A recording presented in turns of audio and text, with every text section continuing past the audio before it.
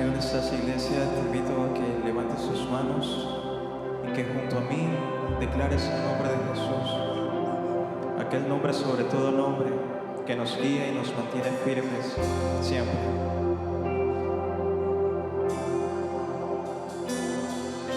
Declaro el nombre de Jesús ahora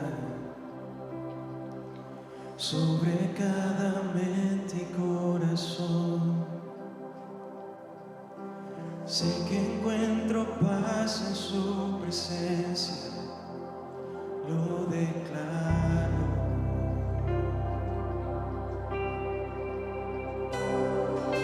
Declaro el nombre de Jesús ahora.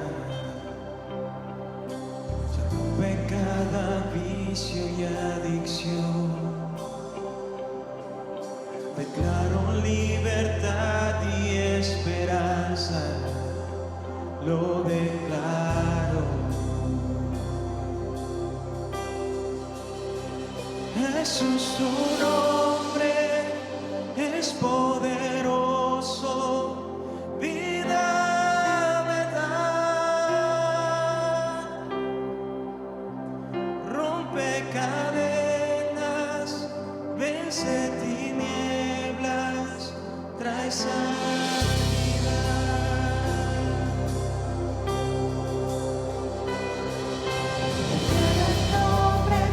Jesús ahora sobre la ansiedad y el temor, sobre toda alma deprimida, lo declaro. Jesús, tu nombre es poderoso, vida me da. Rompe cadenas, vence tinieblas, trae sanidad. Jesús, tu nombre es poderoso, vida me da. Rompe cadenas, vence tinieblas, trae sanidad.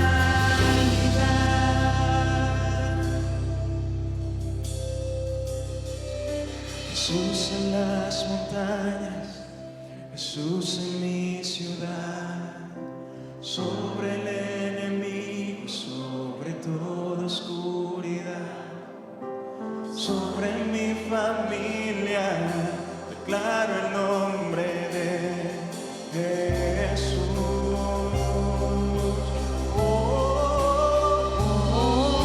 Jesús en las montañas, Jesús en mi ciudad, sobre el enemigo y sobre toda oscuridad, sobre mi familia, declaro el nombre de Jesús. Jesús, tu nombre es poderoso, vida me da.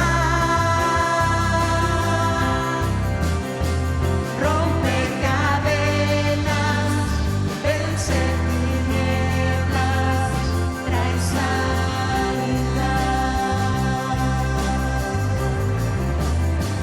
Jesús, tu nombre es poderoso, vida me da.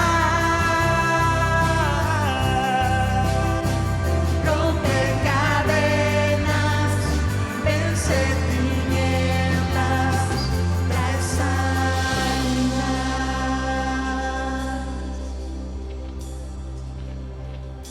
Declaro el nombre de Jesús ahora sobre cada mente y corazón.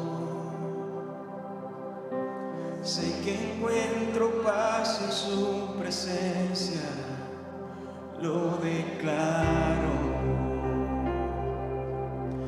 palabra nos dice en Proverbios 18:10, el nombre del Señor es una fortaleza firme. Los justos corren a Él y quedan a salvo. Isaías 26:4 nos dice, confíen siempre en el Señor, porque el Señor es la roca eterna. Si tú lo crees, cántale conmigo.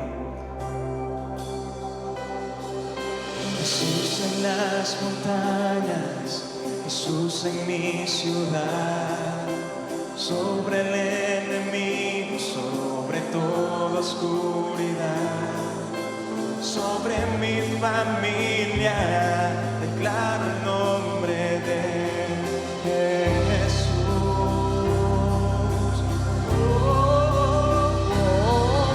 Jesús en las montañas, Jesús en mi ciudad, sobre el enemigo y sobre toda oscuridad, sobre mi familia, declaro el nombre de Jesús.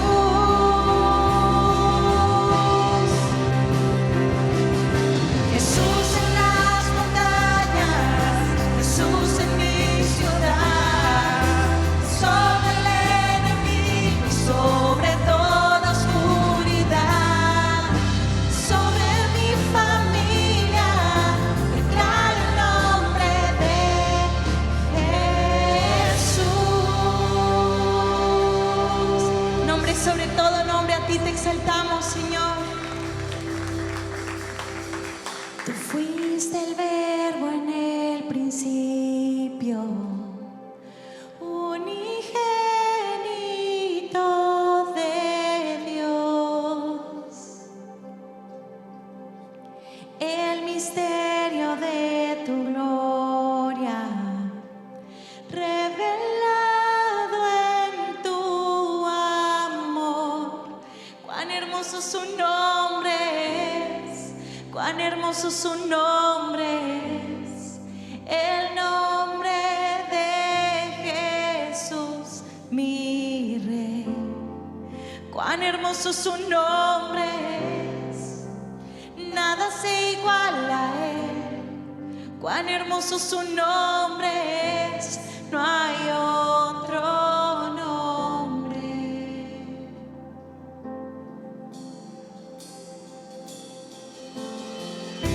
Dejaste el cielo por salvarme, me viniste a rescatar. Mi transgresión tú perdonaste, nada nos separará.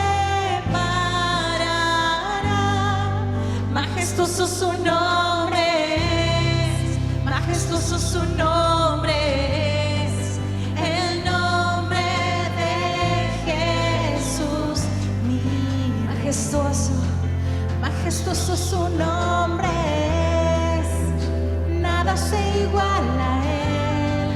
Majestuoso su nombre es, no hay otro nombre.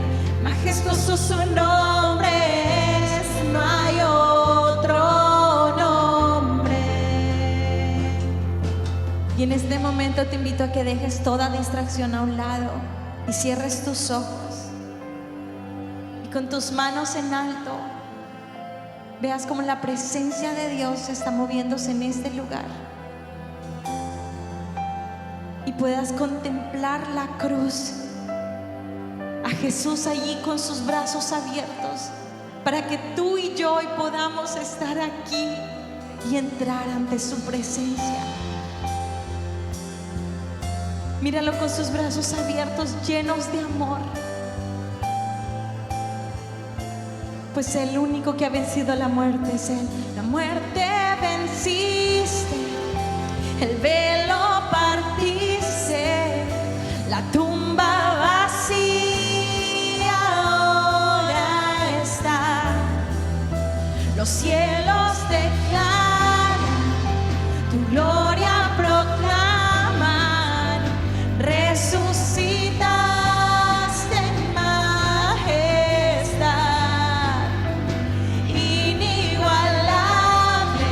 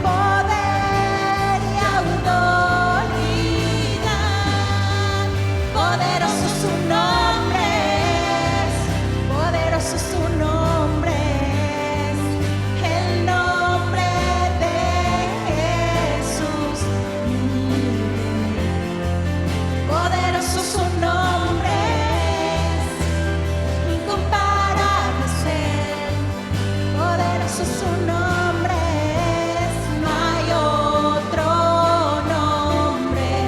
Poderoso su nombre es, no hay otro nombre. Poderoso su nombre es, no hay otro nombre. Nombre sobre todo nombre. A ti te alabamos, Señor. Dale ese fuerte aplauso a nuestro Jesús. Pueden tomar asiento.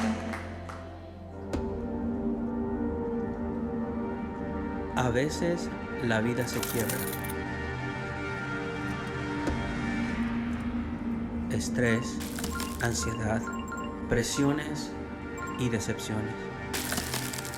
Y a veces puede sentirse como si todo se estuviera derrumbando.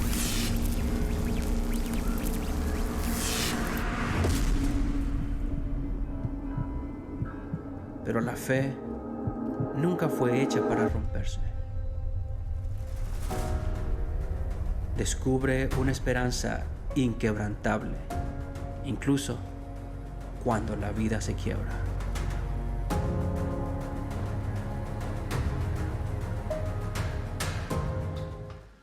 Hola familia de la Bond Drive, muchísimas gracias por estar aquí hoy. Si llegaste después de la bienvenida, quiero invitarte a que llenes la tarjeta de conexión, que es una herramienta que utilizamos para servirte como iglesia. Si quieres dar un paso en la fe, puedes marcar la cajita correspondiente. O si tienes alguna petición de oración, también puedes escribirla en tu tarjeta para estar orando por ti. Para nosotros es un privilegio hacer eso durante la semana. También si nos estás viendo a través de las redes sociales y en YouTube, posteriormente este video, gracias por conectarte con nosotros. Pues hoy estamos terminando esta serie que hemos titulado Inquebrantable, y estaremos viendo el último capítulo de esta carta que es de Primera de Pedro. Así que lamentablemente todo lo bueno aún así siempre se acaba. Es una serie que hemos disfrutado y ha sido de mucha ayuda para muchos de nosotros, así que hoy estaremos concluyendo específicamente, pero muy adecuado el tema porque pues es el fin. Así que vamos a terminar con este tema que he titulado Firme hasta el final. Firmes hasta el final. En el 1952, Florence Chadwick hizo una hazaña en el mundo de los deportes, en la natación, específicamente en esa época, aún una mujer haciendo algo asombroso. Quiso nadar desde la isla Catalina, en las costas del Pacífico, en California, que hacia la orilla de California, un tramo de 34 kilómetros. Y ella entonces empieza a nadar y duró más de 15 horas allí nadando contra viento y marea, literalmente, porque era un día con mucha neblina, era un día con olas, la superficie del mar estaba picado, como decimos en la playa, que cuando vas nadando, cuando hay olas, no ves ni siquiera 2 o 3 metros delante de ti. Aparte de las olas, aparte de la neblina, aparte del frío, ella siguió nadando hasta que dijo, sáquenme. Los botes que le iban acompañando por seguridad, ella dijo que la sacara. Cuando sale, se da cuenta que ya solo le faltaba como 1 kilómetro para llegar a la orilla.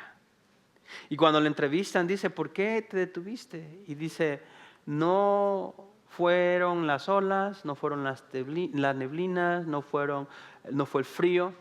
Simplemente no supe que al final ya estaba a punto de ser alcanzado. Y eso es lo que sucede muchas veces en nuestra vida cuando enfrentamos sufrimiento, cuando enfrentamos persecución, cuando enfrentamos lucha, cuando enfrentamos prueba. Solo vemos las olas, solo vemos la tormenta, solo vemos la neblina, solo vemos la oscuridad, y eso es todo lo que vemos, y nunca nos imaginamos que hay una meta que alcanzar. Y la tentación es entonces detenerse, La tentación es pararse y darnos por vencidos. Y es entonces cuando Pedro le recuerda a la iglesia del primer siglo y nos recuerda a nosotros que no podemos detenernos y debemos mantenernos firmes hasta el final. Porque no importa que estés en esta carrera, no importa que hayas comenzado esta carrera, lo que importa es que terminemos firmes hasta el final. Y lo que vamos a ver hoy, hay una pregunta latente para cada uno de nosotros, y es esta: ¿cómo permanece firme una iglesia cuando seguir a Cristo cuesta?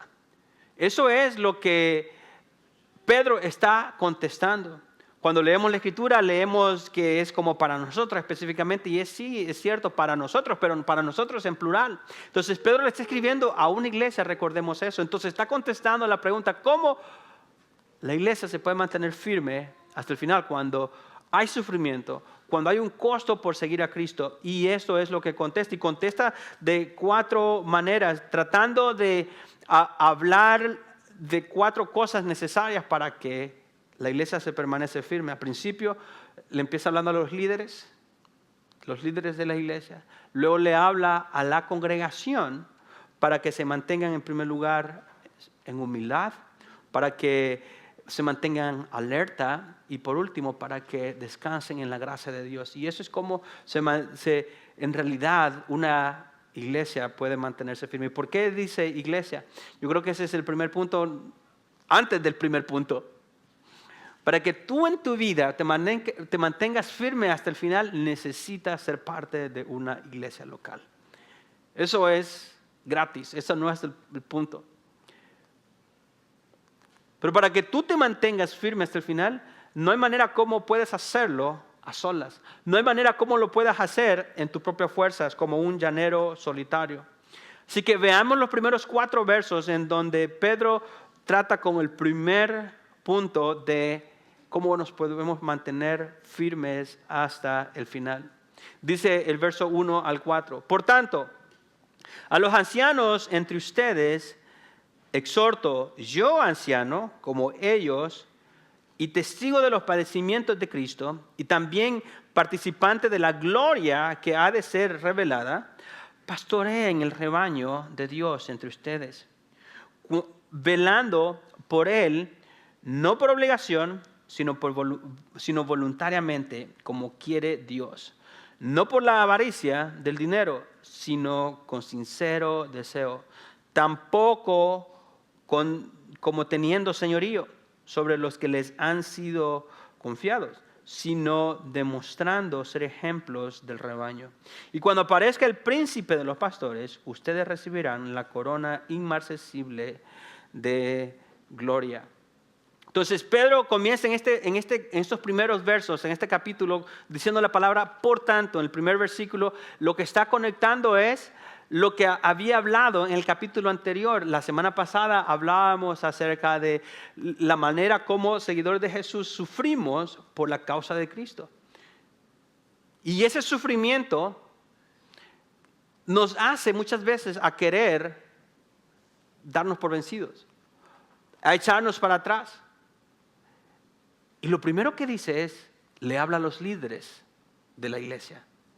Por tanto, si quieren permanecer hasta el final, deben hacer lo siguiente. Lo primero entonces, para que tú y yo permanezcamos firmes hasta el final es esto. Permanece firme siguiendo los líderes que reflejan a Cristo. Los líderes que reflejan a Cristo. Eso llama atención porque quizá lo que nosotros esperáramos era que Pedro empezara a echarnos flores, a animarnos. Dice, no, él es muy práctico. Y lo primero que dice es pongan atención en cómo lideran. Porque cuando llegan los tiempos difíciles, es entonces cuando se necesitan mejores líderes. Cuando la cultura, cuando la nación va en declive, cuando una familia sufre una crisis o está en dificultad, es entonces cuando se necesitan los mejores líderes. Y interesante que Pedro entonces hace responsable a los líderes. Hay una cita de John Maxwell que dice que todo se destruye o se construye en el liderazgo. Así que si tú quieres ser líder, muy bien si quieres ser líder. Pero hay una gran responsabilidad. Pero lo interesante también que el apóstol Pedro hace acá es que él se incluye como un co-líder de los demás. Pedro, el apóstol Pedro.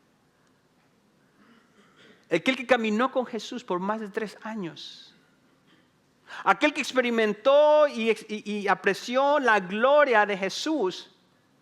Él pudo haber dicho, por cierto, yo, el apóstol Pedro, que fui encomendado por Jesús a apacentar las ovejas. Yo les digo a ustedes, pastores, que hagan esto y esto y esto y esto. No.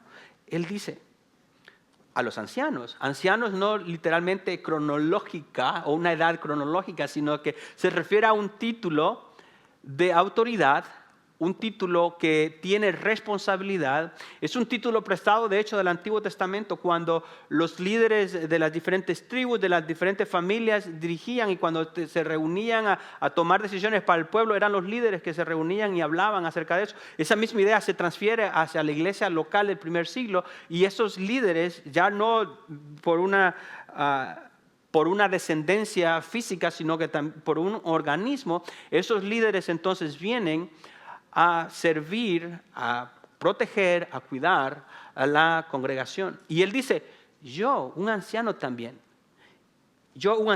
como ellos, como estos líderes, y dice, y testigo de los padecimientos de Cristo. O sea que el factor común entre los líderes, como hemos estado viendo, es el sufrimiento. Y que él testificó de los padecimientos de Cristo, pero también dice, participante de la gloria que viene en el futuro para ser revelado. O sea, que habla acerca de la responsabilidad presente, pero también da a luz y apunta a una gloria futura. Y por eso es que deben de permanecer firmes.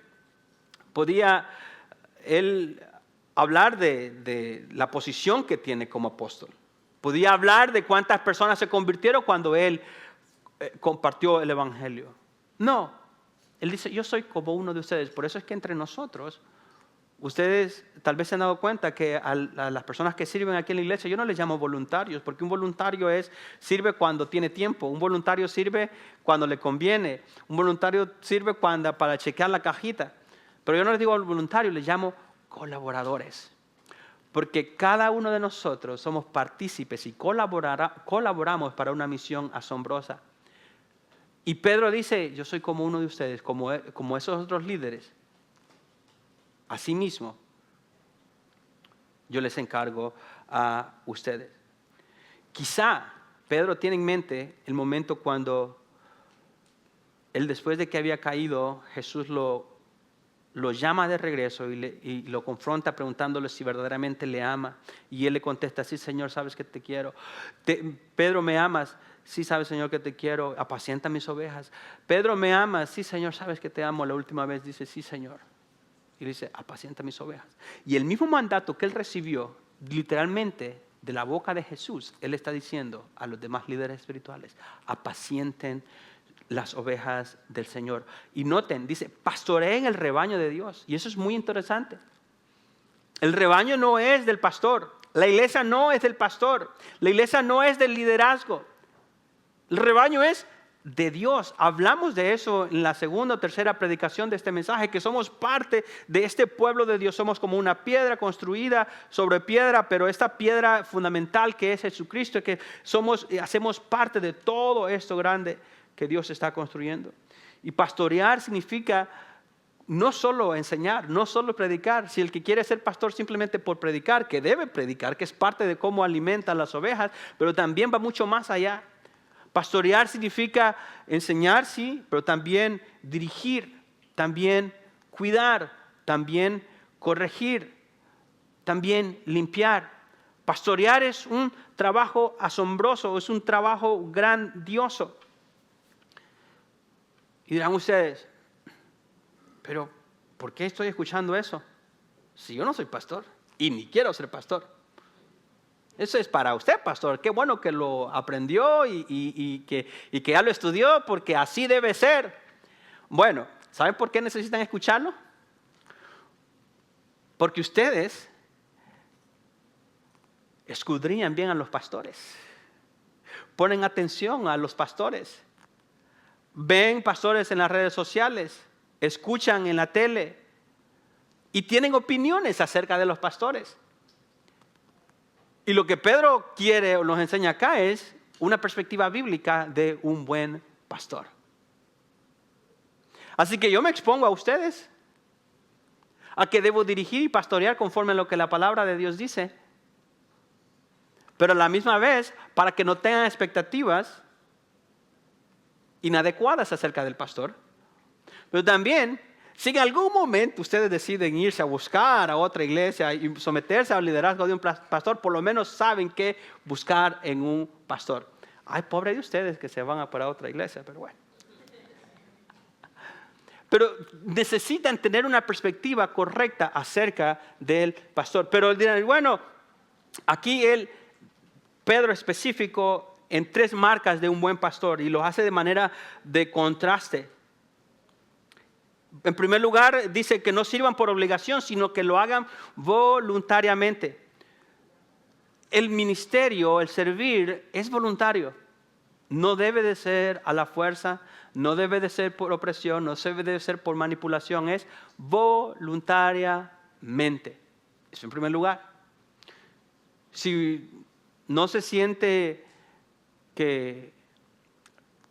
como acogido y amado por el pastor y que se siente bien distante, hay algo ahí raro.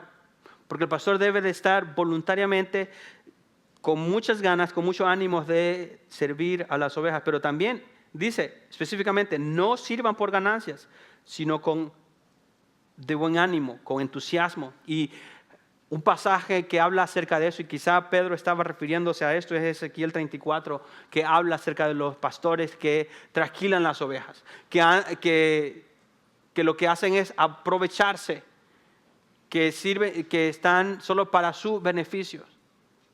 Y un pastor, sin embargo, no sirve por ganancias, sino que lo hace voluntariamente con buen ánimo. Los verdaderos pastores hacen exactamente eso, que sirven no para beneficio propio, sino para el beneficio de las ovejas. Se desgastan por el beneficio de las ovejas. Pastorear no es cosa fácil. Hablando de la vocación literal de ser pastor. Si ustedes estudian un poco acerca de lo que se refiere para ser pastorear los que tienen ovejas, es arduo trabajo, físico, desgastante. Y esa es la imagen que la Biblia habla acerca del pastorear, cuando se refiere al pueblo de Dios. Y lo otro que vemos acá, al final de estas 3 cualidades, es que no enseñoreándose, sino siendo el ejemplo. O sea que cuando nosotros servimos los unos a otros, no es porque queremos controlar, sino que debemos servir con el ejemplo de Jesucristo. Y por eso es que el punto que hemos hablado es que si queremos permanecer hasta el final, debemos seguir la dirección de un pastor que lidera con el ejemplo de Cristo. Eso es lo que dice específicamente en este verso. Tampoco, no como teniendo señorío, no como controlando como el jefe, sino demostrando ser el ejemplo del rebaño. El mundo en la actualidad habla de autoridad por posición. Los títulos son los importantes, o sea, la posición que una persona tiene. Jesús, sin embargo, habló de influencia a través del servicio. El mundo habla de poder a través del control, del que tiene más, del que sabe más, pero en la economía de Cristo, en el pueblo de Dios, en el mundo espiritual, esa influencia se obtiene simplemente a través del servicio. Y eso es importante para cada uno de nosotros. Porque quizá tú estás diciendo, qué bueno que el pastor sabe eso. Y eso es lo que quiero que haga el pastor, que me sirva.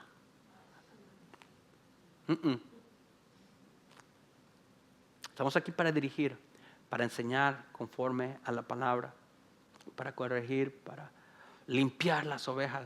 Hay que limpiarlas a veces. Pero tú también, si quieres ser líder, debes saber que el mismo filtro va para ti. O si tú tienes influencia sobre otra persona, debes saber que también hay una gran responsabilidad, influencia espiritual. Porque si tú sirves en la iglesia en cualquier capacidad, eres un líder. Y somos colaboradores de esta casa de Dios, de esta obra de Dios, de este rebaño. Trabajamos juntos.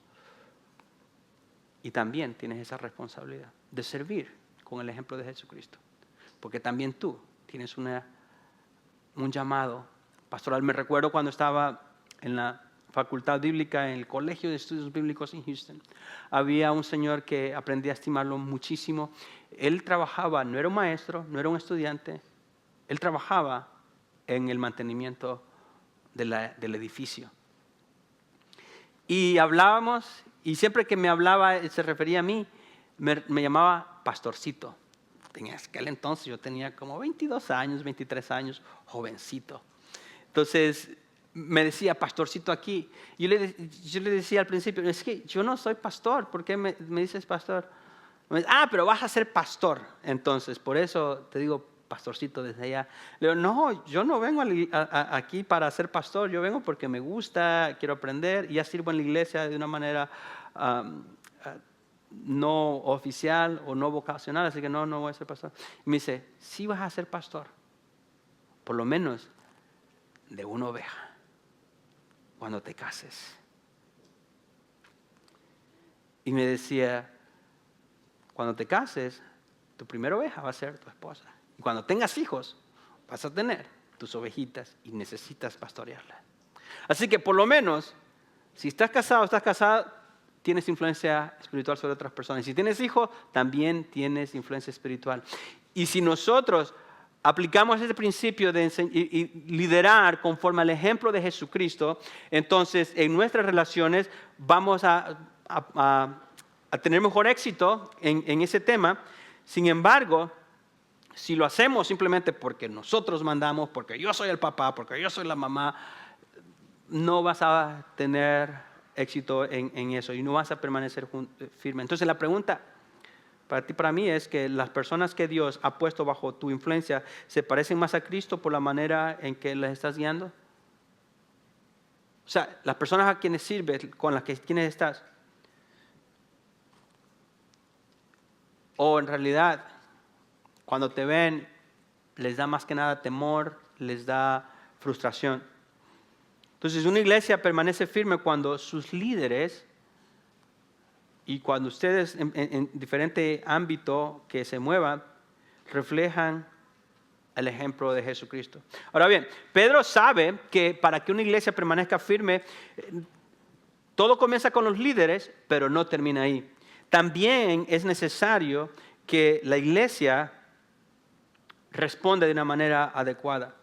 Necesita que la congregación esté dispuesta a seguirlos con un espíritu de humildad. Por eso es que en el siguiente párrafo, en los siguientes versos, habla acerca de que también, ya hemos hablado de los líderes, bueno, pues hablemos ahora del resto de la iglesia. Y el tema específicamente de estos versos es la humildad.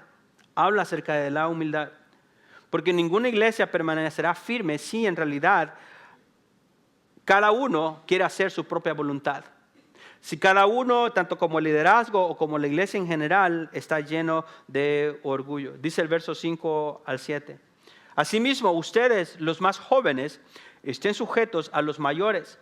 Y todos revístanse de humildad en su trato mutuo, porque Dios resiste a los soberbios, pero da gracia a los humildes.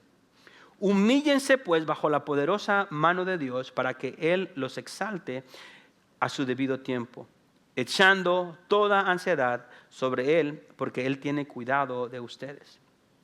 Es lo que dice acá acerca de cómo podemos permanecer firmes. Una iglesia permanece firme cuando todos, desde el púlpito, desde los líderes, hasta la última fila, desde la plataforma hacia la audiencia, todos uniformes, bajo una mano poderosa a través de la humildad. Y se me hace interesante el lenguaje que Pedro utiliza. Pero lo que él quiere decirte a ti para que puedas continuar hasta el final es que permanece firme vistiéndote de humildad. Esa es la segunda cosa que necesitamos hacer. En primer lugar, seguir liderazgo, el liderazgo que ejemplifica a Cristo, pero el siguiente punto, la segunda cosa que puedes hacer es permanecer firme vistiéndote de humildad. Y utiliza ese término específico. Pero veamos lo que dice el verso 5. Asimismo ustedes, los más jóvenes. ¿Por qué a los jóvenes? Porque usualmente los jóvenes, son los que más se rebelan a la autoridad. A la autoridad de los padres, a la autoridad policial, a los maestros. Los jóvenes es lo que usualmente hacen eso. Y se refiere y los menciona. Pero después de eso, dice, y todos también revístanse de humildad en su trato. Entonces, ¿qué? No solo los jóvenes, sino que todos debemos de revestirnos de esta humildad. Y ese término que utiliza es como un uniforme. Y la manera como puedo imaginarnos es cuando mamá o la abuelita estaba a punto de servir, a punto de ir a cocinar, ir a la cocina, ¿qué es lo que se ponía? Se ponía su delantal. Una vez se ponía el delantal, ya sabían que mamá va a punto de trabajar y de servir. Esa misma idea de revestirse es lo que el apóstol Pedro tiene en mente, que nosotros debemos de revestirnos de humildad. Y me imagino que quizá estaba pensando en el momento que Jesús se puso la toalla en el momento de lavarle los pies a cada uno de sus discípulos. En aquel tiempo ellos estaban debatiendo, peleando a ver quién sería el más importante del grupo. Y cuando estaban a punto de comer, no habían siervos, no habían esclavos ahí que les lavaran los pies. Entonces, Jesús mismo se vistió de humildad para servirle a sus propios discípulos. Entonces, tú y yo debemos ser las personas más sirvientes, servir a los demás en humildad. ¿Y por qué es tan importante este tema de la humildad? Porque él textualmente cita a uno de los proverbios que dice, Dios resiste a los soberbios, pero da gracia a los humildes. No dice simplemente que Dios le agrada a los humildes, no dice que es una sugerencia hacer los humildes, sino que dice algo mucho más fuerte. Utiliza ese término militar de es resistir. Cuando hay dos frentes de batalla, uno está atacando, el otro lo que hace es resistir y hay una oposición. No hay manera en la cual una persona puede ser orgullosa y a la misma vez estar en el mismo bando con Jesús. En el momento que el orgullo te gana, estás en contra de Dios. Y por eso es importante que puedes permanecer firme si te viste de humildad. Entonces, humíllense bajo eso. Y es peligroso si nosotros no nos humillamos bajo sus manos, porque entonces estamos en contra de Dios y pensamos que cuando nos va mal, Dios está en contra de nosotros. Pero en realidad nosotros nos pusimos en contra de Él. Y por eso es que simplemente siguiendo el curso de las decisiones y acciones, experimentamos y llegamos y decimos, si Dios me amara y si Dios estuviera conmigo, no me estuviera pasando eso. Y Pedro te diría, bueno, es que no te humillaste, has estado obrando en tus propias fuerzas, has estado obrando en tu propio orgullo. ¿Y cómo nos humillamos entonces? Y me encanta que la Escritura es clara, precisa y directa. Hay una manera cómo se puede humillar, y no humillarse o ser humilde no es andarse siempre infravalorándote o siempre viviendo de la autocompasión, diciendo que eres un inservible gusano y que nadie te quiere y servir. Vives de esa manera. Eso no es ser humilde. La humildad no se ve con la vestimenta. ¿Quieres saber cómo se ve la humildad? Noten cómo se ve la humildad en el verso 7. Dice, echando toda vuestra ansiedad sobre Él, porque Él tiene cuidado de vosotros. Reconociendo que quien tiene el control y cuidado de tu vida es Jesús. Y que todas tus preocupaciones, todas tus ansiedades, todas las depositas sobre Él. O sea que no vas a andar cargando con cosas que no debes cargar. Y eso demuestra humildad. Dependes completamente de Dios. No en tu propia sabiduría, no en tu propia fuerza, no en tu propia inteligencia, no en tus recursos o en tus relaciones o en tu posición, sino de que echando toda tu ansiedad, todas tus preocupaciones, todos tus problemas delante del Señor, entonces es una persona humilde. Qué interesante que no habla de otra cosa más que después de decir, de humillarse, te dice echando, o sea, la continuación, esa conjugación de ese verbo ahí te está contestando en cómo te debes humillar al Señor.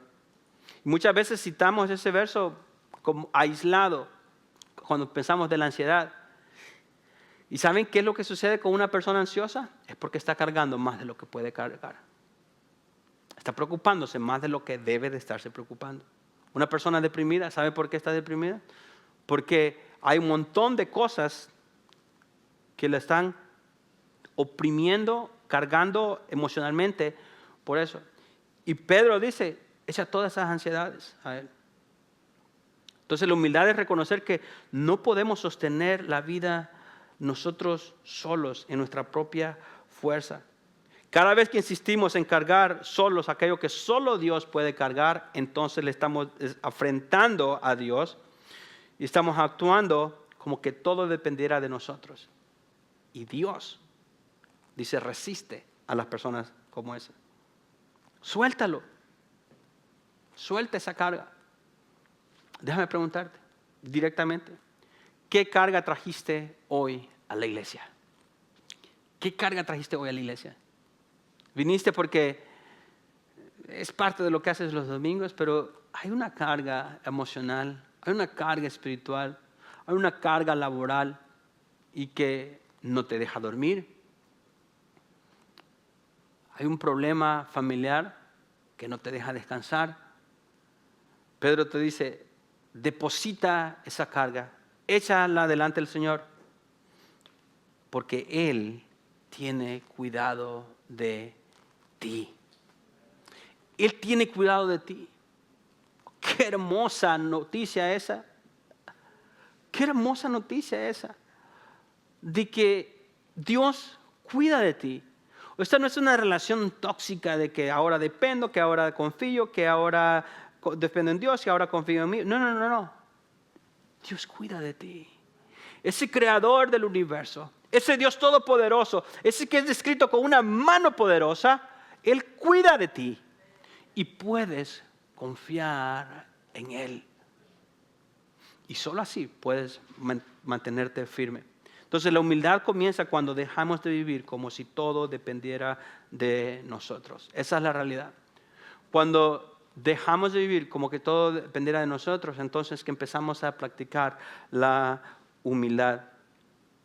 No hay manera como permanezcamos firmes si no vivimos o nos vestimos en la humildad. Ahora bien, confiar en Dios no significa bajar la guardia, porque es lo que pudiéramos pensar. Después de que hemos dicho confiar en Dios, dejar la carga de Dios, desajenarnos de las preocupaciones, desajenarnos de nuestra vida, ya no responsabilizarnos de nada. No es eso lo que estamos diciendo, es todo lo contrario. O sea que mientras descansamos en el cuidado del Padre y confiamos en Él, también debemos permanecer atentos al enemigo, porque una iglesia humilde sí descansa en Él, pero también es una iglesia vigilante, es una iglesia responsable, es una iglesia alerta. Dice el verso 8 al 11, sean de espíritu sobrio, estén alerta, su adversario, el diablo, anda al acecho como león rugiente, buscando a quien devorar. Pero resistan los firmes en la fe, sabiendo que la misma experiencia de sufrimiento se van cumpliendo en sus hermanos en todo el mundo. Y después de que hayan sufrido un poco de tiempo, el Dios de toda gracia, que los llamó a su gloria eterna en Cristo, Él mismo los perfeccionará, afirmará, fortalecerá y establecerá. Y dice, a Él sea la gloria y el dominio por los siglos de los siglos. Amén. Pedro pasa inmediatamente después de decir que Dios cuida de nosotros y que podemos descansar en su mano poderosa, a decir, ahora bien, también sean sobrios, también estén alerta. ¿Por qué? Porque el Dios que cuida de sus hijos, nunca les pide que vivieran irresponsablemente, que vivan como que no estuvieran en una batalla espiritual. Deben permanecer firme, y puedes permanecer firme viviendo alerta. Esa es la tercera cosa que necesitamos hacer. Permanece firme viviendo alerta. No puedes bajar tus manos, porque hay un enemigo. Y muchos de nosotros podemos caer en el error de minimizar las obras del enemigo o maximizarlas demasiado. Hay dos extremos. No hay manera que podamos ignorar la realidad de que hay un enemigo verdadero. Pero tampoco podemos vivir diciendo como que todo es causa o efecto del enemigo. A veces, como vimos la semana pasada, lo que experimentamos es resultado de nuestras propias malas decisiones.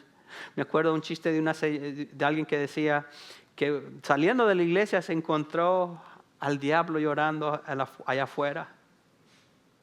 Y estaba llorando, ¡ay, el diablo llorando afuera! ¿Pero por qué está el diablo llorando y renegando? Es que estos cristianos solo a mí me echan la culpa, más no saben que ellos son los más culpables de todo lo que experimentan. Entonces no podemos culpar al diablo de todo, pero tampoco podemos obviar de que hay una lucha en contra y que tenemos un adversario. Dice, sean sobrios, o sea que deben estar con una mente clara, con un dominio propio, no permitir que el enemigo, que el mundo, que nuestros sentimientos, que nuestros pecados nos entorpezcan. Debemos ser sagaces, estén alerta, manténganse despiertos. Es lo que el Señor le dijo a Pedro cuando estaba en Getsemaní. Le decía que velaran y oraran para que no cayeran en tentación. Y cuando Jesús estaba a punto de pasar por la prueba más grande, quería a un grupo que lo apoyaran en oración. ¿Y qué es lo que los halló haciendo Jesús? Durmiendo. Y en ese contexto, en ese mismo tiempo, el Señor le dijo a Pedro, Pedro, Satanás te ha pedido por nombre para que seas zarandeado. Imagínate cómo sería eso. Que Jesús te diga que el mismo diablo haya pedido permiso para que seas zarandeado. Y después de que Dios le dio la autorización a Satanás, llegó la tentación. Y después llegó la negación. Y Pedro pareciera estarnos diciendo, estén alertas, porque yo cometí ese error. Me confié de mí mismo. Yo era orgulloso, era bocón. Según yo iba a ir hasta el final con Jesús. Iba a morir con Él si es que lo arrestara. Me faltó humildad y caí en la tentación. Había un enemigo, un adversario del cual yo no contaba. Ahora les digo a ustedes, tengan cuidado, porque el adversario, el diablo, dice ahí textualmente, su adversario, es su enemigo. Su adversario, el diablo, anda al acecho como león rugiente, buscando a quien devorar. ¿Por qué? Como un león. Si no habían zoológicos en aquel entonces. Pero estoy seguro que Pedro sabía cómo los cristianos eran echados al Coliseo romano para que los leones se los comieran. Y dice él, hey, nuestros enemigos no son los leones que están en el Coliseo. El adversario es Satanás. Ese sí anda al acecho, dispuesto a devorar a todo mundo. Él es quien deben de estar alerta y deben de tener cuidado, que tiene un enemigo, perdón. No tiene un amigo, ese no es amigo. Ten alerta. Y usualmente nosotros, cuando más ya tenemos tiempo de ser seguidores de Jesús, Vivimos nuestro cristianismo yendo por la rutina, de estar los domingos en la iglesia, servir, y muchas veces nos olvidamos de que hay un enemigo, que él no tiene prisa, él simplemente está esperando la oportunidad y está trabajando para la caída. En el 1940 se construyó el puente Tacoma Narrows en Washington. Este puente fue hecho por varios ingenieros, impresionantemente una estructura asombrosa, aún pensando en los terremotos que hay en la costa oeste, aún pensando en cualquier cosa que se pueda imaginar, el peso que podían transitar por ahí, lo hicieron de una manera asombrosa. Pero hay algo que ellos obviaron, algo que ignoraron, algo que nunca ni siquiera lo calcularon. Y era un viento constante que estaba allí en esas montañas y ese río. Un viento constante. Nunca se imaginaron, pero era constante, constante, constante. Pequeño, pero persistente. Suave, pero sin parar. Hasta que poco a poco el puente empezó a oscilar hasta el momento que se derrumbó. No fue un terremoto, no fue el peso, no fue una bomba, sino fue un viento persistente.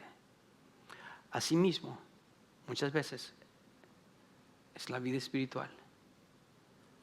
No es que van a llegar bombas de repente a tu vida. No es que van a llegar terremotos y tormentas a tu vida. A veces simplemente va a ser algo pequeñito, leve. Algo sin importancia. Hoy no pasa nada si no voy a la iglesia. No pasa nada si dejo de leer la Biblia. No pasa nada si no oro, aún en las cosas cotidianas. Poco. Cuando de repente, poco a poco, nuestro mismo carácter, nuestra vida empieza a corroerse lentamente, a debilitarnos, hasta que va a llegar el colapso. Porque eso es como opera el enemigo. Lento, constante. No de repente, sino lentamente va a llegar. Las caídas espirituales no suelen ser repentinas, comienzan cuando dejamos de velar. Eso es lo que sucede. Las caídas espirituales no suceden repentinamente, comienzan cuando dejamos de velar, paulatinamente, cuando bajamos la guardia. Y Pedro dice, resístanlo firmes en la fe. No dicen, decreten en contra del diablo. No dicen, vayan a la batalla. No dicen, para cortarle la cabeza al diablo. No dice así. Dice, resístanlo. Y la palabra, de nuevo, resistir es la misma palabra que se utilizó acerca de que Dios resiste al orgulloso. Es lo mismo que nosotros debemos hacer, resistir al enemigo. No salir a combatir, no salir a pelear, sino simplemente resistir.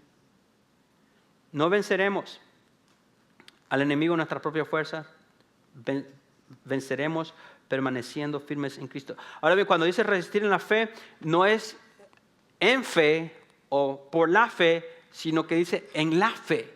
Por eso es importante ponerlo atención a los detallitos.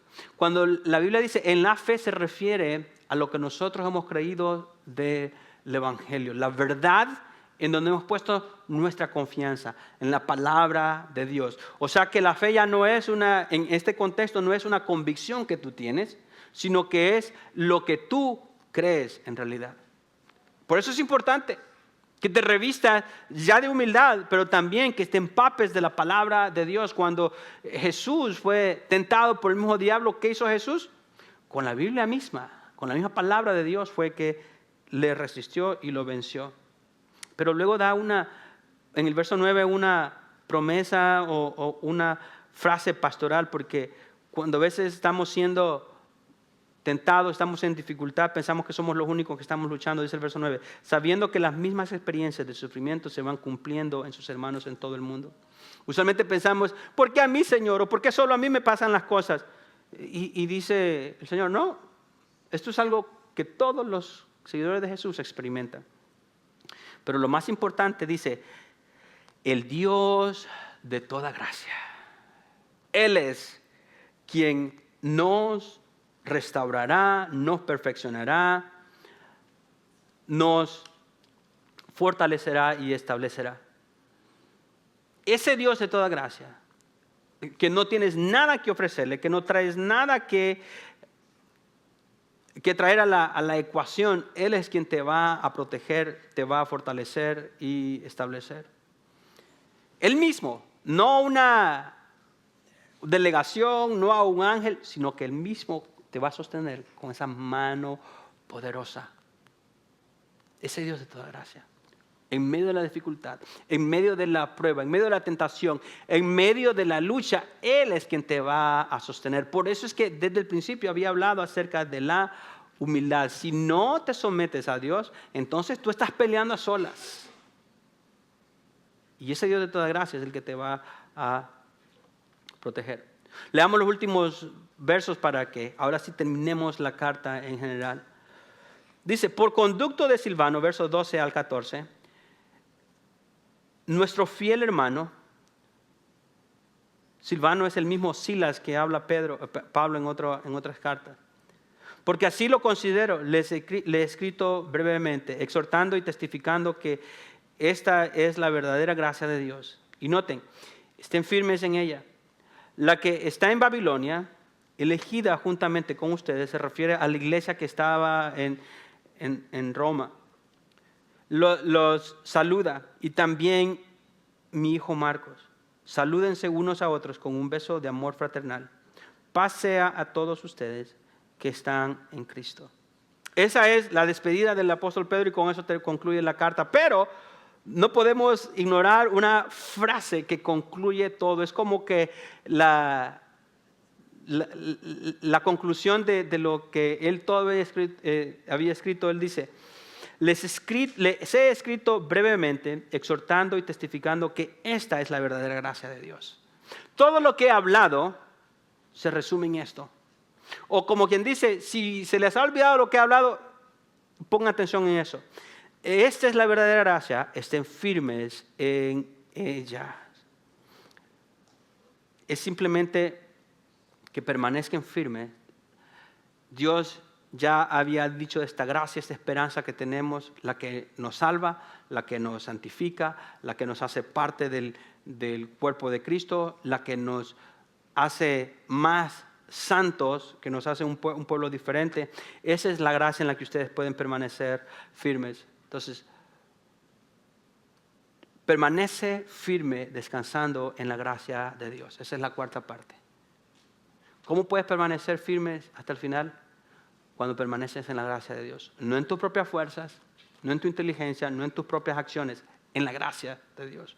La gracia, la definición de la gracia es básicamente que Dios da a nosotros lo que no merecemos. Esa es la gracia. Para concluir, Dios sostiene a su iglesia para permanecer firme hasta el final cuando cada creyente ocupa humildemente el lugar de Dios, el lugar que Dios le ha dado. Esa es la realidad. ¿Cómo Dios entonces puede mantener firme a la iglesia o cómo tú puedes mantenerte firme? Es cuando vives tu vida en tu lugar humildemente. Dios es quien te sostiene en humildad. Las tormentas van a llegar, las olas van a llegar, el sufrimiento va a llegar. Eso es marca de ser un seguidor de Jesús.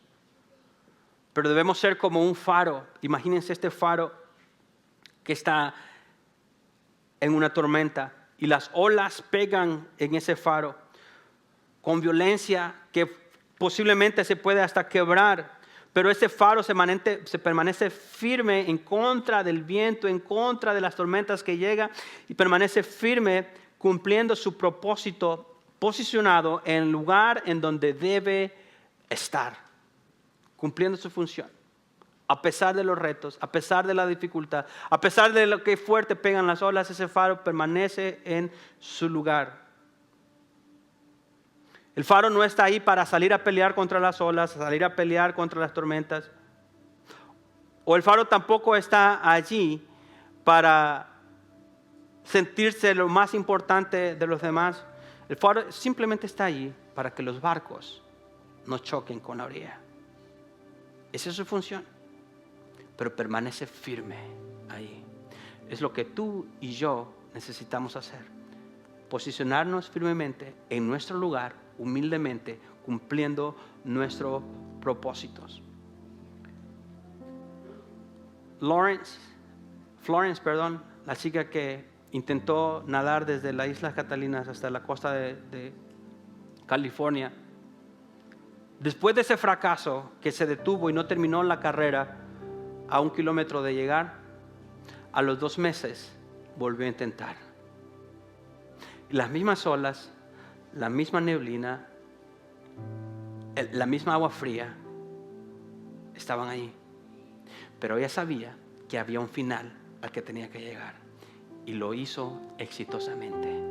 Asimismo tú y yo pueden llegar las mismas olas, las mismas tormentas, la misma neblina, pero sabemos que hay un final. Y ese final no es lo que experimentamos en este mundo. Este mundo es simplemente el viaje, pero hay un final al cual tenemos que llegar y vamos a terminar firmemente. Así podemos ser inquebrantables. Para ser creyentes inquebrantables, debemos permanecer fieles hasta el final. Eso es solo posible, ser fieles hasta el final, porque el Dios de toda gracia permanece fiel con nosotros. Muchísimas gracias por haberte conectado con nosotros en este día. Sabemos que solo tomados de la mano de Dios es que podemos mejorar nuestras vidas. Y así que deseamos que lo que hayas aprendido hoy lo pongas en práctica con su ayuda. Queremos conectar contigo, así que contáctanos a través del correo electrónico que está en la descripción de este video, o si quieres que estemos orando por ti, puedes incluirla en ese correo electrónico, o si es una petición pública, también puedes escribirla en los comentarios de este video. Te amamos y esperamos verte en persona en cualquier otra oportunidad.